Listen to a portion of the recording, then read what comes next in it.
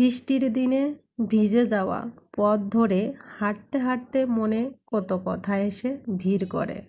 কখনো মনে হয় প্রতিটি ফোঁটা যেন অতীতের কোনো গল্পের দরকড়াই করা নাড়ছে, যেখানে আছে শৈশবের ভিজে উঠোন, ছাদের নিচে বসে চায়ের কাপে ওঠা ধোয়া, কিংবা হারিয়ে যাওয়া কারো সঙ্গে শেষ দেখা হওয়ার মুহূর্ত।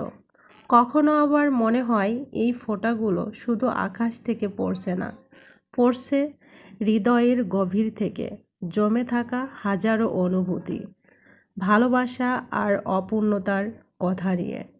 শহরের কোলাহলের ভেতরেও বৃষ্টির সুরে একটা আলাদা নীরবতা থাকে, যা মানুষকে নিজের ভেতরে ডেকে নিয়ে যায়।